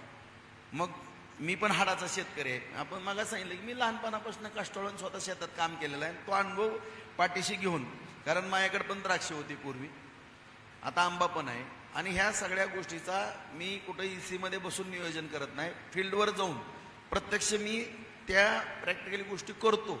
ह्याच्यातनं मला आलेल्या अनुभवातून आज 15,000 एकर द्राक्षाची आपली लागवड आहे काय मोनोक्या तालुक्यामध्ये. तर माझं टार्गेट आहे की हे 40,000 एकरपर्यंत न्यायचं. आज केशर आंबा हा आपला 5,000 एकरपर्यंत अंदाजे लागवड आता झालेली दिसते. आता त्याला सुद्धा मी कमीत कमी 20,000 ते 25,000 एकरपर्यंत माझं टार्गेट आहे, कारण हे कमी पाण्यावरती येणारी पिकं आहेत. आता बोरीच्या बाबतीमध्ये सुद्धा आपलं कुसळम असेल, कोरपळ असेल, या गावामध्ये चांगली परिस्थिती आहे. आता लिंबुनीच्या बाबतीमध्ये आपण अग्रेसिव्ह होतो. आता चिकरडला आपल्याला 22 एकर लिंबुनीची बाग होती, गुळपुळी असेल, ही गावं, बाबळगाव असेल, या गावामध्ये लिंबुनीच्या बागा होत्या. परंतु निसर्गाचा समतोल थोडा आता बिघडल्यासारखं झालेला आपण बघतोय की परतीचा जो पाऊस येतो आपल्याकडं तो जास्त पाऊस पडायला लागलेला. त्यामुळं जे आपल्याला हस्तबहार जे घ्यायचा असतो त्याच्यामध्ये ओढ द्यायची, त्यामुळे ते लिंबुनीला आपण ओढ देऊ शकत नाही आणि त्यामुळे त्याला काही फळधारणा मोठ्या प्रमाणात होत नाही. आता लिंबुनीमध्ये आपण फेल चालू. त्यामुळे जशी परिस्थिती हवामान आपलं असेल त्या वातावरणाप्रमाणे आपल्याला बदलणं गरजेचं आहे. आता वातावरण आपल्याला आंब्याला, द्राक्षाला, मोनोक्याला चांगल्या पद्धतीचं आहे, बोराला चांगल्या पद्धतीचं वातावरण आहे. तर ह्याकडे मी तरुणांना आकर्षित करतो. आता फुल उत्पादक शेतकरी सुद्धा, तुम्हाला सुद्धा माहित नसेल आपल्याला, मी बैठक ज्यावेळेस घेतली त्यावेळेस 200 आपले फुल उत्पादक शेतकरी, त्यांनी कधी 1 रुपयाचं अनुदान घेतलं नाही. मी आता बैठकावर बैठका घेतोय. सकाळी 6ला सुद्धा भाजीपाला, आज वेलवर्गीय भाजीपाला आहे. आता घेवडा असेल, दोडका असेल, त्याचबरोबर कारला असेल किंवा ककडी आपली वेलवर्गीय मध्ये जर घेतली तर नक्कीच आपलं उत्पन्न वाढणार आहे. आणि आता माझ्या माहितीप्रमाणे एवढ्या नोकऱ्या आता मिळू शकणार नाहीत आपल्या तरुणांना. तर आपली जी काही शेतीबाडी आहे ती कमी पाण्यावरती जास्त उत्पादन कसं निघल, शेततळी कशा पद्धतीनं करता येतील, शेततळ्याचं अनुदान आहे किंवा पाण्याची उपलब्धता, आणि जी उपलब्ध आहे त्याचं योग्य मार्गदर्शन करणं. वा तुझं अर्धा एकरच जमीन भिजते, अर्धा एकरच कर. 1 एकर भिजते 1 एकर, 2 एकर किंवा 5 एकर, जेवढं क्षेत्र भिजतंय 12 महिने उन्हाळ्यात तेवढंच त्याला सपोर्ट करणे. आणि आज आपले बाजार समितीच्या माध्यमातून आता 2 कोल्ड स्टोरेज केलेले आहेत, ते चालू पण झाले, गेल्या आठवड्यातच चालू केले. बार्शीला 1 केलं आपण, वैरागला 1 केलं. वैरागला आपण मोनोक्याचं कोल्ड स्टोरेज करतो, कारण बार्शीला जर मोनोका तयार केला आपण, आता माझ्या माहितीप्रमाणे ग्रेडिंगच्या 25 मशीन आहेत आपल्या वैराग भागामध्ये, जे आपलं मोनोका आपण एकदम शॉर्टेज करतो आणि पॅकिंग करतो. परंतु स्टोरेजची क्षमता आपल्याकडे नव्हती.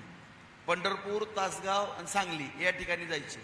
जर मी जर पाहिलं सगळं फिरून आता सगळ्या बागा वगैरे मध्यंतरी, तर प्रचंड उत्पादन आहे. आणि आपलं मोनोका उत्पादक बनवणारा शेतकरी मोठ्या प्रमाणावर, त्यांना फक्त सोय नव्हती, तर आपण इथं सोय केली. मागणी वाढली आता त्यांची. आणखीन 1,000 मेट्रिक टनचे 2 कोल्ड स्टोरेज केल्यात. आपलं पूर्वीचं एक 3,000 मेट्रिक टनचं आहे, त्याला पण रिपेअर करून आपण आता घेतोय लगेच. आणि 2,000 मेट्रिक टनचे 2 कोल्ड स्टोरेज करतोय, की जेणेकरून हा मोनोका आपण, कारण 24 कोल्ड स्टोरेज पंढरपूरला आहेत, 24,000 मेट्रिक टनची. आणि आपल्या शेतकऱ्यांना त्या ठिकाणी जावं लागतंय.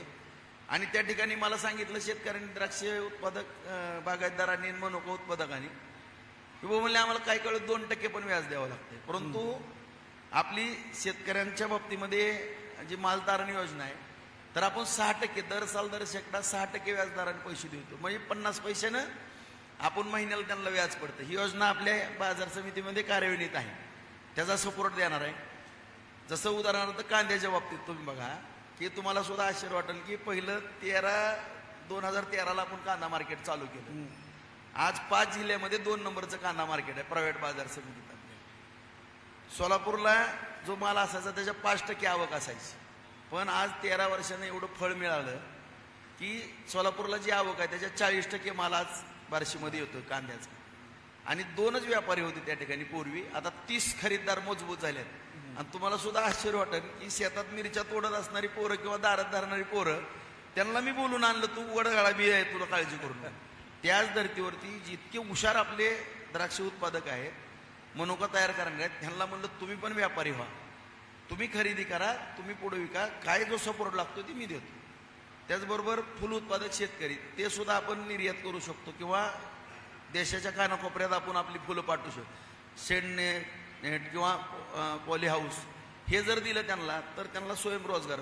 उदाहरण मी सांगायचं तात्पर्य एवढंच, एखादा 500 कोटीचा कारखाना, साखर कारखाना 5-10 हजार मेट्रिक टनचा काढून एवढी मोठी रिस्क घेण्यापेक्षा हे थोड्या थोड्या पैशात हजारो लोकांना रोजगार उपलब्ध होणार आहे. त्या दिशेनं आता माझी वाटचाल आहे.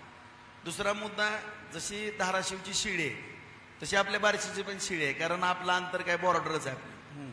तर शिळी उत्पादन जे आपलं शेळी पालनचं जे मोठं, त्याला एक टार्गेट करतोय आपण. दुधावरती गायींच्या बाबतीमध्ये पण टार्गेट करतोय आणि कुक्कुटपालनला पण टार्गेट करतोय. अशा रीतीनं स्वयंरोजगार जर उपलब्ध करून दिला तर कुठलीच अडचण नाही. कारण आदरणीय देवेंद्र फडणवीस साहेबांच्या मार्गदर्शनाखाली जिल्हा बँकेवरती प्रशासक आणला आपण. पूर्वी 3200 कोटीची बँक होती, 2600 कोटी रुपये ह्यांनी वाटून घेतली. फक्त काहीतरी 500-400 कोटी रुपये शेतकऱ्यात वाटले होते.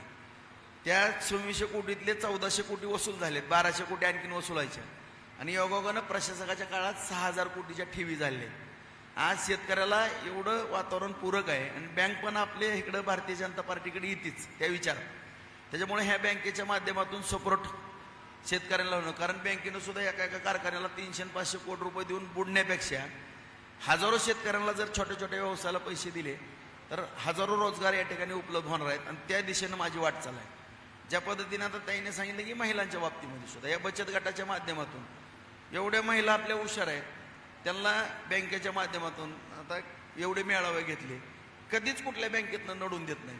कुठल्याही बँकेतनं कर्ज उपलब्ध करून देतो. आता फक्त त्यांना बाजारपेठ उपलब्ध करून द्यायची तेही करू.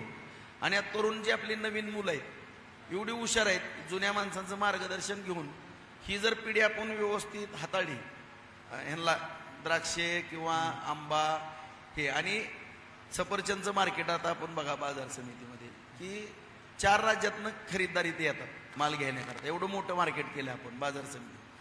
त्याच धर्तीवरती माझी एक इच्छा आहे की ज्या पद्धतीनं कोकणातला हापूस आहे देवगडचा किंवा कोकणचा राजा म्हणतात, त्याच पद्धतीनं बार्शी केशर हा ब्रँड आपण आत्ताच लॉन्च करतोय काही आपल्या तरुणांना बरोबर घेऊन.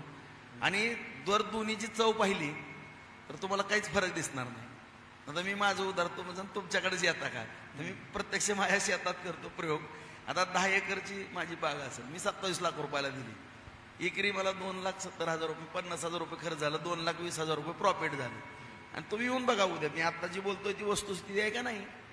आणि ह्या सगळ्या ह्याच्यामध्ये भाजीपाला असेल किंवा द्राक्ष असेल, ह्या सगळ्या ह्याच्यामध्ये मी अनुभवी असलेला माणूस आहे. आणि माझ्या अनुभवाचं जी काही हे आहे त्या दृष्टिकोनातून मी मार्गदर्शन करणार. आता दुसरी कंपनी मी एक प्रमोट केली की ती कंपनी केल्यानंतर ते द्राक्षाची शेड आहेत आपले मनुके बनवण्याचे किंवा कोल्ड स्टोरेज, ग्रेडिंगच्या मशनी, ह्या सगळ्यात त्या कंपनीच्या माध्यमातून बसवतो आम्ही. आणि सगळ्या शेतकऱ्याला चांगला भाव द्यायचा आणि रोजगार मोठ्या प्रमाणात उपलब्ध करायचा, हे टार्गेट माझ्यापुढं असणार आहे. दुसरा मुद्दा, पाण्याची कमतरता मी सांगितली, परंतु आता हे जे काम केलं आपण उपसा सिंचन, साठवण तलाव, किटीवेर, घोरवड्यावरचे, नागझरीच्या वरती, भोगावती, रामनदी आणि छोट्या मोठ्या वाड्यावरचे, मी आवर्जून सांगतो की तुम्हाला येणाऱ्या 6 महिन्यात 50,000 एकर जमीन बागायत दिसणार आहे. एवढं मोठं काम झालेलं आहे या ठिकाणी. एका टायमाला 700 कोटीची मंजुरी आपल्याला उपसा सिंचनची मिळाली, त्याचं काम अंतिम टप्प्यात आहे. आणि 150 कोटी रुपये तर आपल्याला साठवण तलावाला मिळाली. किटीवेरला जवळपास 20 कोटी रुपये घोरवड्यावरती मिळाली. आणि असे बंधारे जे आहेत किटीवेर काय त्याला कधी 2-2 कोटी असे जवळपास एक 20-22 बंधारे आपण किटीवेर आपण भोगवती, नागझरी ह्या नद्यावरती केले. कारण पाण्याची उपलब्धता हा महत्वाचा विषय आपला आवर्षण प्रवर्षण. आणि पाणी जर असेल तर आपली मुलं कुणालाच ऐकत नाही. त्या दृष्टिकोनातून भविष्यात सुद्धा आता तावडीच्या तळ्यात पाणी पडन, तिथून आपण तिसरा टप्पा ढाळे पिंपळगाव धरणात घेतो आणि भोगावतीला. आणि जे आपले पाझर तलावाच्या साईट आहेत त्या साईट सुद्धा आपण साठवण तलावात रूपांतर करून आणखीन 50,000 एकर भिजावं, हे माझ्यासारख्याच शेतकरी पुत्र म्हणून उद्दिष्ट आहे. आणि एवढं जर आपण काम करू शकलो तर नक्कीच मोठ्या प्रमाणामध्ये रोजगार मिळणार आहे. आता मोठे रोजगार जे आहेत तर आपण MIDC ताडसौंदाण्याची पाहिली, गाताच्या वाडीची. त्या ठिकाणी माझ्या माहितीप्रमाणे नारायण राणे साहेब उद्योग मंत्री असताना जागा भूसंपादित केली. 600 एकरची प्रस्तावित MIDC होती, 135 एकर भूसंपादन केलं. त्याच्यानंतर तिथले शेतकरी म्हणले की भाऊ आता आमच्या जमिनी थोड्या थोड्या राहिल्यात, आता इकडे काय वळू नका. पण 135 एकरवरती ते बंद पडलं होतं सगळं. तर रस्ते, गटारे, दिवाबत्ती, 5 MUचे 2 ट्रान्सफॉर्मर, विहीर, पाणी सगळंच करून दिलं. 45 उद्योग त्या ठिकाणी उभारलेत, आणखीनही उद्योग उभारतील. आणि आणखीनही काही जणांचा ओढा आहे की भाऊ आम्हाला जागेची आवश्यकता आहे, लाईटची आहे, पाण्याची आहे, आम्हाला आणखीनही जागा असणं गरजेचं आहे. काही चांडक सारखे परिवार आहेत, काही कीर्ती गोल्ड सारखे परिवार आहेत. आता उदाहरणार्थ गांधीने सोयाबीन प्लॅन्ट टाकला किंवा ज्वारीचा हाप आपल्या झालेला आहे. असे उद्योजक पण पुढे यायला लागले आहेत. त्यामुळं आपण जामगाव, उपळाई आणि वैराग ह्या 3 ठिकाणी फार मोठ्या मोठ्या नाही, 200-250 एकर, कारण 4 कोपऱ्याला 4 MIDC करतोय. आणि त्या ठिकाणी सुद्धा छोटे मोठे छानपैकी उद्योग उभा करेल. कारण ह्या सगळ्या MIDC जर पाहिल्या तर मी खात्रीशीर सांगतो कमीत कमी 10 ते 12,000 तरुणांना त्या ठिकाणी 15,000पासून 1,00,000 रुपयापर्यंतची नोकरी आपण 100% देऊ शकतो. हे माझ्या दृष्टीनं महत्वाचे आता उद्दिष्ट माझे आहेत. नाही भाऊ, हे तुम्ही सगळं तुमच्या डोक्यात काय चाललंय विकासाविषयीचं सांगितलं, परंतु आपण महाराष्ट्राच्या एकूणच राजकारणात बघितलं, जे लोकनेते म्हणून महाराष्ट्राने स्वीकारलं त्यांचं एक स्वभाव वैशिष्ट्य होतं की जाईल त्याचं काम, तो कुठल्या गटाचा आहे, कुठल्या पक्षाचा आहे याचा विचार अगदी वसंतदादा पाटलापासून अजितदादा पवारांपर्यंत या लोकनेत्यांनी कधीच केला नाही. बार्शीत तशा प्रकारचा लोकनेता म्हणून बार्शीकरांनी तुम्हाला डोक्यावर घ्यावं, यासाठी तुम्ही काय करणार आहात? तुम्ही जर एक कसं आहे बोलणं आणि तुम्ही त्याचं सर्वेक्षण करणं ह्याच्यामध्ये जमीन आसमानचा फरक आहे. तुम्ही आता डिजिटल मीडियाचे एवढे महान करते करविते, तुमचा डिजिटल मीडिया इथं उपस्थित, ह्यांच्याकडनं पण चौकशी करा. आणि कधी एक बारीक नजर ठेवणं ही तुमची पण जबाबदारी. लोकशाहीचा ऑफिसला आल्यानंतर मी कधीच म्हणलं नाही की तुम्ही मला मतदान केलंय का किंवा कोण कुठल्या गटाचा आहे काय, काही बघत नाही. प्रत्येक येणाऱ्या माणसाला काम करतो. आता उदाहरणार्थ एवढे पाण्याची आपण कामं केली किंवा एवढे शहर डेव्हलप केलं की आता पाणी सगळ्यालाच मिळणार आहे, रस्त्यावर सगळे जाणार आहे. आपण कधी कुठलंही राजकारण नाही, डोळ्यावर पट्टी बांधून आपण या ठिकाणी काम करतोय. आता हे काम करत असताना आता तुम्हाला मी नम्रपणे सांगतो, काही जण मी काम करत असताना उगाच काय तर कुठं ना करतात. शेवटी राजकारण आहे. आदरणीय वसंतदादा पाटील असतील किंवा ह्यांनी पण कुठंतरी चिमटे घेतलेले आहेत. आता मी काय खोटं बोलणारा कार्यकर्ता नाही. तुम्ही चिमटे घ्यावे ना. आमचं राजकारणी म्हणून चिमटे घेतल्याशिवाय राजकारण पुढे जात नाही, हे सर्वसामान्य माणसाला माहीत आहे. परंतु काम घेऊन जाणाऱ्या प्रत्येक माणसाला राजाभाऊ हे आमचे आहेत, ही भावना निर्माण होण्याचा तुम्ही त्या दिशेनं तुमची कार्यपद्धती ठेवलेली आहे का? नक्कीच. तुम्ही कधी तपासून बघा. फक्त मी जे म्हणलो की आता एखादं विनाकारण काहीतरी आरोप करणं किंवा काहीतरी कुटाणा करणं, आता त्याच्या बाबतीमध्ये थोडं आम्हाला दक्षच राहावं लागतंय ह्याच्या व्यतिरिक्त. आणि असं ती डोक्यात पण ठेवत नाही मी जास्त असा तिरस्कार किंवा कधी.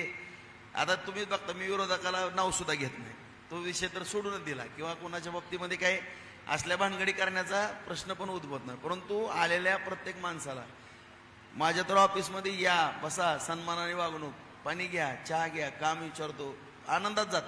आणि ह्या सूचना आमचे बाजार समितीचे सभापती असतील, पंचायत समितीचे सभापती, नगराध्यक्ष ताई किंवा जिल्हा परिषदचे आमचे अध्यक्ष आणि सगळ्याला सूचना दिल्या आहेत की प्रत्येकाचा सन्मान ठेवा, प्रत्येकाला आलेल्याला विचारणा करा. काम एखादं होईल न होईल, 100% कामं होतात असं नाही, परंतु त्याचं मन प्रसन्न व्हावं त्या ऑफिसमध्ये आल्यानंतर. आणि कुठल्याही पार्टीचा असू द्या किंवा काय असू द्या, तसं दुजाभाव करण्याचा माझ्याकडनं तर प्रश्न कधी उपस्थितच होणार नाही. भाऊ आता- बार्शीला धाकटी आता काशी. आता एक इंटरेस्टिंग प्रश्न विचारू आणि त्यानंतर आपला रॅपिड राऊंड जे आहे ते सुरू करू. तुम्ही देवाभाऊंना कसं जिंकलं? देवाभाऊंना तुम्ही जिंकलं कसं? मुळातच आदरणीय फडणवीस साहेबांना आपण सगळेजणच ओळखतो, संपूर्ण महाराष्ट्र किंवा देश. अत्यंत स्वच्छ चारित्र्याचं व्यक्तिमत्व आहे. त्यांना कुठंही फालतूगिरी केलेली चालत नाही, कुठंही करप्शन केलेलं चालत नाही, कुठंही असं चुकीच्या प्रकारे वागणूक चालत नाही. आता उदाहरणार्थ काही अधिकाऱ्यांचा विषय असेल, शेवटी लोकप्रतिनिधीच्या शिफारसीवरूनच अधिकारी, अशा भानगडीत कधी मी कुठल्या कसल्या भानगडीत कुणाचं आपण बदनाम होईल असं वागत नाही, किंवा कुणाच्याही कामामध्ये. आता अख्ख्या तालुक्यात जरी आपण फिरले तरी कधी सुद्धा माझ्यावरती कुणी आरोप करणार नाही की राजीभाऊंना अशा काय चुकीच्या. हां, एवढं होईल की जे सार्वजनिक उत्सव आहेत त्यामध्ये स्वतःहून कुणी ना कुणी, आता छत्रपती शिवरायांची जयंती, डॉक्टर बाबासाहेब आंबेडकरांची जयंती, ह्या महापुरुषांच्या जयंत्या, भगवन महोत्सव, ह्याच्याकरता कुठं ना कुठं कुणी देणगी देत असेल, मदत आहे. ह्याच्या व्यतिरिक्त आम्ही कुठल्या बारा भानगडीमध्ये पडत नाही. आणि देवाभाऊंना कुणीही चुकीच्या पद्धतीनं काम सांगितलेलं आवडत नाही. जे जनतेच्या हिताचं काम आहे, आता उदाहरणार्थ पाण्याचा विषय असेल, एवढ्या तेवढ्या आवडीचा विषय किंवा उद्योगाचा. आता हे तर विषय एवढे आवडतात की नेहमीच भाषणामध्ये सुद्धा म्हणले, माझ्यासारख्या एका शेतकरी पुत्राला, साध्या कार्यकर्त्याला राजाभाऊ राऊत हा बार्शीचा भगीरथ आहे. म्हणजे एवढी उपमा मिळली, मी माझ्या जीवनात जे काही मिळवायचं मिळवलं. म्हणून मी कधी मागं पुढं बघत नाही. वेळ प्रसंगी सर्वसामान्य कुटुंबातली मुलं जी निवडतो त्याचं कारण आहे. स्पष्टपणाने सांगतो की काही जणांनी स्वतःजवळचा काय खर्च केला निवडणुकीत की ती तिसरंच करते आणि ती आवरतच नाही, आणि त्यांनी चुका केलेली विनाकारण आपल्यावरती ठपका येतो. म्हणून गोरगरिबाची मुलं वगैरे असली ही काहीच कुठाने करत नाही, उलट घरी जाऊन विचारतात काय काम आहे ते, आणि आपली बदनामी होत नाही. त्यामुळं या ठिकाणी आपण जर स्वच्छ वागलं तर फडणवीस साहेब फार लाड करतात. आता मला सांगा, माझ्यासारख्या कार्यकर्त्याचा जोक आहे का एखादा फोन उचलणं? आता साठवण तलावाचा विषय त्या दिवशी सांगितला, राजेभाऊ ठीक आहे करून देतो. परत काय असे कुठं असंख्य विषय आले, फोन केला तर डायरेक्ट फोनवरती काम करून देणं ही फार मोठी. मी माझी आमदार आहे, माझ्या आमदाराचा फोन उचलणं, काम करतो, काम करून केलंय म्हणून निरोप देणं, हे फक्त त्यांच्या नजरेमध्ये जर चांगलं काम केलं तर ते माणूस कुठं नाही कुठं ठेवतो, पण चुकलं गेलं साईड ट्रॅकला. मग मला स्वभाव त्यांचा माहित आहे. तर मी नीता देव आणि मयूर गलांडे यांना विनंती करतो की त्यांनी फायर राऊंड सुरू करावा. रॅपिड राऊंड मध्ये एकच फक्त तुम्हाला अट आहे की मी जे प्रश्न विचारते त्याचं 2 ऑप्शन मिळतील, त्याचं एकाच शब्दात उत्तर द्यायचंय. मयूर गलांडे सर विचारतील त्याचं एकाच वाक्यात उत्तर द्यायचं आहे. एक्सप्लेनेशन बिलकुल नको आहे भाऊ. मला सांगा की भविष्यातल्या राजकारणातला तुम्ही कोणाला राजकीय प्रतिस्पर्धी समजता बार्शीतल्या? विश्वासभाऊ बारबोले का युवराज बापू काटे? मी अशा लोकांना महत्वच देत नाही. नाही, मला एकच ऑप्शन पाहिजे. महत्वच देत नाही असलं. पुढचा प्रश्न, सोपल गटातून फुटून आलेल्या कोणत्या सहकार्याच्या प्रवेशामुळे तुम्हाला जास्त आनंद झाला? रमेश अण्णा पाटील का प्रशांत कथले? नाही, मुद्दा आनंदाचा आणि दुःखाचा नाही. प्रत्येक कार्यकर्ता जॉईंट व्हावा हे सगळ्यालाच वाटत असतं. हे उत्तराची अपेक्षा आहे भाऊ सगळ्याच जरा. कार्यकर्त्यांचं मी स्वागत करतो.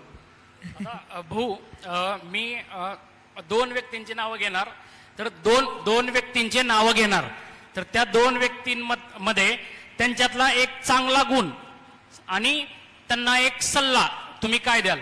समजा एखादे ज्येष्ठ असतील तर त्यांना सल्ल्याच्या ऐवजी त्यांच्याकडून तुमची अपेक्षा काय असं, तर दिलीप सोपल विद्यमान आमदार ह्यांच्यातला एखादा चांगला गुण आणि त्यांच्याकडनं तुमची अपेक्षा. त्यांनी मला त्रास दिलं आणि मी मोठा झालो हा चांगला गुण. आणि दुसरा एक सल्ला देईल त्यांना की कधीही राजा राऊतासारखं कुणालाच, आता त्यांचं वय पण झालंय ठीक आहे, पण असं कुणीच भविष्यात छळू नये की ज्याचं कुटुंब उद्ध्वस्त होता 10 वेळेस वाचलेला आहे, असा कधीच कुणी प्रयोग करू नये. एवढी असे कुठलाही एखादा राजकीय व्यक्ती असेल तर त्याला मी विनंती करेन. आता दुसरं नाव आहे कृषी उत्पन्न बाजार समितीचे माजी चेअरमन आणि भाजप युवा मोर्चाचे जिल्हाध्यक्ष रणवीर राऊत यांच्यातला एक चांगला गुण आणि त्यांना वडिलकीचा सल्ला. त्यांनी प्रचंड मेहनत घ्यावी सर्वसामान्य जनतेचं नाही, आधी त्यांच्यातला एक चांगला गुण सांगा की जो त्यांच्यातला तुम्हाला भावतो. तो जबाबदारी टाकल्यानंतर प्रामाणिकपणानं पार पाडतो, कधीच मागं हटत नाही. त्याच्यामध्ये वडिलापेक्षा एक पाऊल पुढं टाकण्याची क्षमता निर्माण झाली असं माझं मत आहे. आणि आता तुम्ही वडिलकीचा सल्ला. नाही, त्यांनी प्रामाणिकपणानं ज्या पद्धतीनं मी काम केलेलं आहे, सर्वसामान्य जनतेमध्ये रात्रंदिवस कष्ट केलेलं आहे, कुठंही बदनाम न होता, कुठल्याही चुकीची पद्धत न अवलंबता अत्यंत नम्रपणाने त्या ठिकाणी काम करावं. त्याच्या पण काही त्याला चिडवण्याचा प्रयत्न केला, त्याच्याही चुका झाल्या, त्यालाही मी वडिलकीच्या नात्यानं सल्ला दिला. नक्कीच मला वाटतंय ह्या 1 वर्ष 1.5 वर्षामध्ये काही त्याच्यामध्ये सुधारणा झालेल्याचं चित्र आपल्या नजरेत आलेलं असेल. समाजकारण राजकारणातल्या कविताताईंच्या योगदानाबद्दल, कारण तुम्ही पडद्यावर आहात कायम, पण पडद्यामागचे कलाकार म्हणून कविताताईंनी इतकी छान खंबीर साथ दिली, तर कविताताईंबद्दल एक भावनिक काही सांगू शकाल का? आणि त्यांच्याबरोबर पहिला चित्रपट कधी पाहिलाय का? आणि आत्ता लेटेस्ट काही पाहिलंय का? मी खरं सांगू, मी चित्रपट वगैरे काही पाहिलेच नाहीत. मी तुम्हाला खरं सांगतो की मला तेवढी वेळच मिळाली नाही. परंतु मी म्हणजे मगाच सांगितलं, मी माझ्या आजोबा, आजी, आई वडील, माझ्या बहिणी, त्याच धर्तीवरती कविता राऊत हे नाव आपल्या सगळ्यांनाच माहीत आहे की मला सांभाळणं आणि मला जे सांभाळलं ते खरंच मी कौतुक करतो की मी एवढं रात्रंदिवस पळणं किंवा मी प्रत्येक वेळेस धोक्याच्या रेषेत असणं आणि माझी काळजी करता करता तिला झालेले व्यथा असतील किंवा तिने दिलेलं मला प्रोत्साहन असेल, ही फार मोठी गोष्ट आहे की अशी कुठलीही महिला या ठिकाणी स्वतःचा नवऱ्याचा जीव धोक्यात जावा, कधी माघार येईल त्याची माहिती नाही, तरी सुद्धा मला सांगितलं की कधी मागं हटायचं नाही. ह्या लोकांनी आपल्यावरती विश्वास ठेवलेला आहे, काही झालं तरी तुम्ही या लोकांसाठी काम करतात, दिलेली प्रेरणा मी भाषणामध्ये पण सांगितलं. त्याच्यामुळे मी नेहमीच कविताचं कौतुक करत असतो, तुम्हालाही माहीत आहे. आणि तिने नेहमीच आपुलकीची वागणूक म्हणून सगळ्याच आमच्या पार्टीतले जेवढे काही कुटुंब आहेत त्यांना धीर देण्याचं सातत्यानं कवितांनी पण काम केलेलं आहे. तिला धन्यवाद देतो. तिला मला वाटतं तुम्ही 2 प्रश्न म्हणजे 2 तुमचे व्यक्ती, हा, तुमचे रॅपिड क्वेश्चन 2 असावेत आणि त्यानंतर समारोप आपण करावा. म्हणजे आता साहेब 2 नावं घेतील, जसं मी 2 नावं घेतले, तुम्ही त्यांच्याबद्दल चांगला गुण आणि सल्ला दिला, तसं साहेब 2 नावं घेतील, तर त्या नावांमधला चांगला गुण आणि सल्ला, आणि साधारण ती व्यक्ती खूप उच्च असेल, खूप मोठी असेल, तर त्यांच्याकडून तुमच्या अपेक्षा. जयाभाऊ नक्कीच मैत्रीला जागणारा माणूस आहे. खरंच मला त्यांनी फार सपोर्ट केला, त्याच्यामुळं आज हे सगळीच चित्र आपल्याला यशामध्ये सुद्धा त्यांचा फार मोठा सिंहाचा वाटा. दुसरं नाव अर्थातच दिलीप सोपल. नाही, मी सॉरी, दिलीप सोपल झालं ना, मग झालं. नाही मुख्यमंत्री देवेंद्र फडणवीस भाऊ, देवाभाऊ. आपल्या सगळ्यालाच माहित आहे की मला जी घडवलं, मी तसा एक संघर्षातला कार्यकर्ता होतो, परंतु एक या तालुक्यामध्ये विकासात्मक किंवा सपोर्ट देणं आणि माझी एवढी प्रतिमा उंच करणं, एवढं मोठं त्यांनी माझ्या पाठीशी आशीर्वाद दिलं. मी भाग्यवान ठरलो की अशा माणसाचा वरदास मला आहे. तर त्यांच्याकडून अपेक्षा त्यांच्याकडून एवढीच अपेक्षा आहे, या तालुक्याला हरित क्रांती घडावी, पाण्याचे प्रश्न त्यांनी शेतीच्या सोडवावे, पिण्याचे तर सुटलेलाच आहे, शेतीचा प्रश्न सोडवा, आणि जे छोटे मोठे जे व्यवसाय आहेत, उद्योग, त्याला सपोर्ट करावा आणि रोजगार निर्मिती करता जास्त लक्ष द्यावं. देणारच आहेत, पण तरी पण जास्त द्यावं एवढीच अपेक्षा माझी. मला वाटतं आता या प्रकट मुलाखतीतून राजाभाऊ पूर्णपणे आपल्यापुढं व्यक्त झालेले आहेत. आणि मी आता नीता देव यांना विनंती करतो की त्यांनी या प्रकट मुलाखतीचा समारोप करावा. त्यापूर्वी राजाभाऊंना आम्हाला काही संदेश द्यायचा असेल तर ते देऊ शकतात. हां, तुम्ही जर आम्हाला काही सल्ला देऊन. रस्त्यांच्या खड्ड्याचं तेवढं नियोजन करा. मी 2 वेळा पडलीये, बऱ्याच बायका पडले, रस्त्यांचे खड्डे अजूनही दुरुस्त झालेले कुठल्या नाहीये. रस्त्याचे, मला रस्त्याचं नाव सांगा. आपले आता अलीपूर रस्ता आपण तर स्किटिंग पण खेळू शकाल. मी शिवाजी कॉलेजच्या रस्त्यावरती पडले, कासारवाडी रोडच्या माझ्या रस्त्यावर पडले, तेही रस्ते मंजूर आहेत. पेवर ब्लॉक छान बसवले. अलीपूर रस्ता पूर्ण झाला, आपण स्केटिंग खेळू शकतो. उपळाई रस्ता पूर्ण झालाय, 422चा रस्ता पूर्ण झालाय, परांडा रस्ता पूर्ण झालेला आहे, आगळगाव रस्ता पूर्ण झालेला आहे. त्याचबरोबर आरणगाव रस्ता पूर्ण झालेला आहे. आपलं तुळजापूर रस्त्याचं काम चालू आहे. उर्वरित जे सावळ्यांच्या तिथून स्टँडपर्यंत आहे त्याची वर्क ऑर्डर दिलेली आहे. शिवाजी कॉलेज रोडची वर्क ऑर्डर दिलेली आहे. त्याचबरोबर अलीपूर रस्त्याची वर्क ऑर्डर दिलेली आहे. येणाऱ्या 10 ते 15 दिवसामध्ये छानपैकी ती रस्त्याची सुद्धा कामं होतील. आणि आपल्यालाही माहित आहे की मी ज्यावेळेस विधानसभेला माझा पराभव झाला, मी शांत बसलो. त्याच्यानंतर काय काय घटना घडल्यात तुम्ही त्याचे साक्षीदार आहेत. 2च महिने नगरपालिका झाली आणि निकाल लागल्यापासून असं एक सुट्टी म्हणजे कधी सुट्टीच घेतली नाही मी आयुष्यात, पण 1 तास वाया घालवलाय असं एक विषय मला दाखवा. सकाळी पहाटे 6 वाजल्यापासून नॉनस्टॉप 11 साडे11 वाजेपर्यंत आहे. एवढं 2 महिन्यामध्ये आपण वातावरण तयार केलं आहे विकास कामाचं, तेही तुम्हाला येणाऱ्या 10-15 दिवसामध्ये दिसेल. भाऊ, म्हणजे तुम्ही खूप चांगल्या पद्धतीने आमच्या सगळ्या प्रश्नांना, कुठल्याही प्रश्नाला न टाळता उत्तरं दिली. माणसाकडे संकट आलं की माणूस देवाकडे धावतो, माणसाकडे संकट आलं की माणूस देवाकडे धावतो, बार्शीकरांकडे संकट आलं की माणूस भगवंताकडे धावतो. आपण खूप मोठे भगवंत भक्त आहात. तर बार्शीतल्या लोकांचं संकट आलं, तर बार्शीतील लोकांकडे संकट आलं तर त्यांचा भगवंत भक्त म्हणून आपल्याकडनं प्रत्येक संकट सुटला जावं, हीच अपेक्षा ह्या मुलाखतीच्या शेवटी मी अपेक्षा व्यक्त करतो आणि आजची प्रकट मुलाखत संपली असं जाहीर करतो. धन्यवाद भाऊ.